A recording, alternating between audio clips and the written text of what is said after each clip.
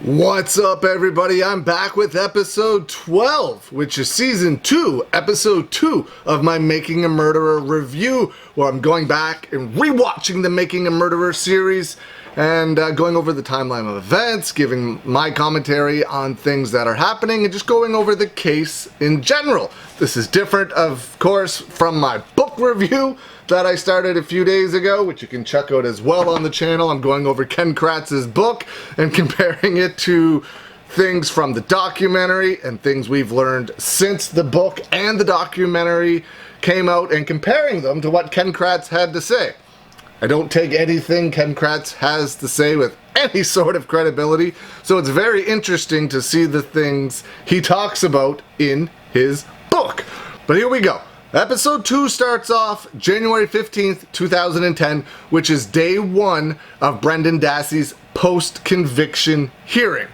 The defense calls Ken Kratz as a witness, and Ken Kratz states it is true that he didn't know what happened to Teresa Halbach prior to her being burned in the burn barrel when they charged Stephen Avery with the homicide. Nor did they have the evidence to charge Stephen Avery with sexual assault when they charged him with the murder. They didn't know what happened until Brendan Dassey's coerced confession on March 1st, 2006. Laura Nyrider's back. Love Laura.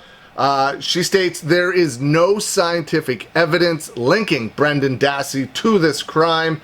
Then Stephen Drizzen and Laura, Brendan's lawyers, of course, they show footage of Brendan Dassey's confession and then explain how it can happen and why someone would falsely confess to a crime they didn't commit. They state that the police, which I've stated in many videos before this, the investigators fed Brendan Dassey information that wasn't released. They specifically talk about a few pieces of information. They talk about how they fed that she was shot in the head, that her personal effects were found in the burn barrel, and someone went under the hood of the car and did something with the engine. When those things were initially brought up with Brendan, he said he did not know to all of them, and it wasn't until police fed him word for word what happened, and he essentially just repeated it back to them, thinking that if he tells them what they want to hear, he's going to get to go home.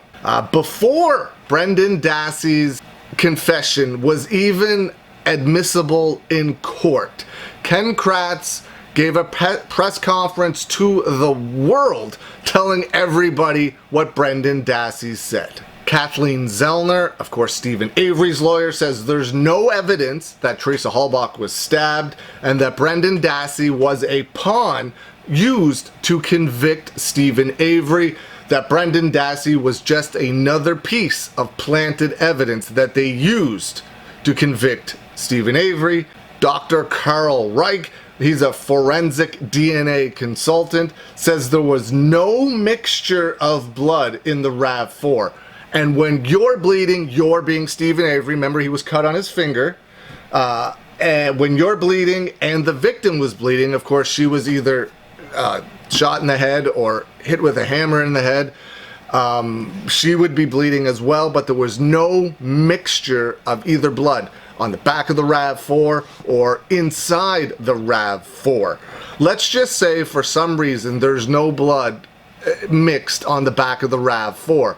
He would have definitely gotten more blood on his hands that would have been on the steering wheel, would have been on the key, would have been on the ignition, anything. There would have been blood mixed somewhere, even a spot somewhere in that RAV4, if indeed it came from Stephen Avery's active source of bleeding. He also states that you cannot test sweat for DNA, which is what Ken Kratz says was found under the hood latch.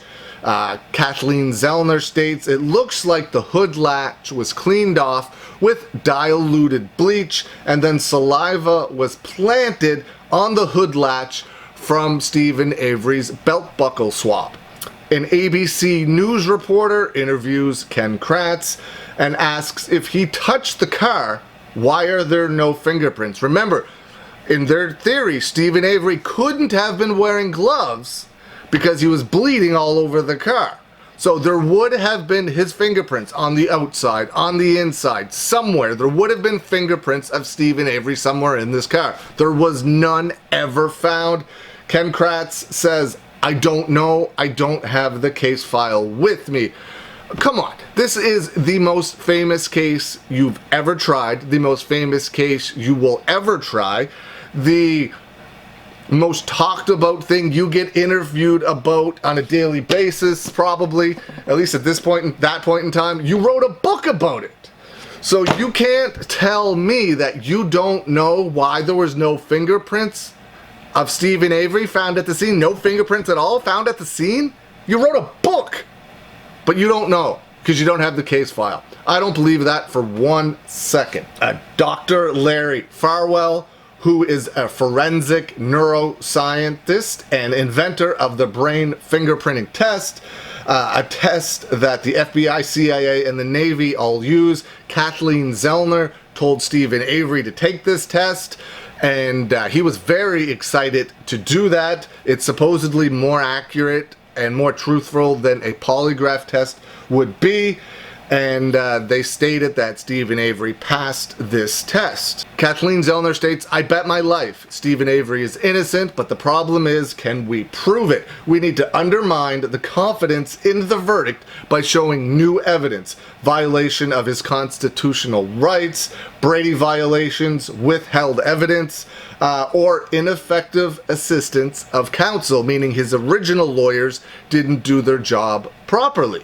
The new judge on the case, this has so many insane twists and turns, but the new judge on the case is someone that Stephen Avery has dealt with before. In 2013, this particular judge, she had his 974.06 motion and was also looking at the Halbach family's wrongful death suit against Stephen Avery. At the same time, the same judge. That's like Johnny Cochran being the lawyer for Nicole Brown Simpson's family and O.J. Simpson at the same time. Clearly, there's a conflict of interest there. How? Kathleen Zellner states after they found the RAV4 originally back in 2005 that the police, the detectives, the sheriffs brought in search dogs to search the area, and when they did, the dogs went right to the quarry, which is a sand and gravel pit that is adjacent to the Avery property. Kathleen Zellner states they are reacting to Teresa's scent, and then states, what is she doing there? Her being there does not fit the state's narrative, and in the original trial, it was never mentioned by the state or the defense team, which is weird. Why wouldn't the defense team have brought this up initially? I get why the state wouldn't, but I don't get why the defense didn't. Also, where the RAV4 was found was the quickest place to unload the car if you are indeed coming back from the quarry. Kathleen Zellner ends with, if someone is innocent, you find a way, meaning she is confident she will find a way to free Stephen Avery and hopefully, by proxy, Brendan Dassey. I sure hope so. Well, that's episode 12, which is season 2, episode 2 of Making a Murderer. Let me know what you think. I surely do appreciate all the feedback I get on these videos, all the likes, all the subscribers, shares, everything. Thank you all so much, and I will see you again soon.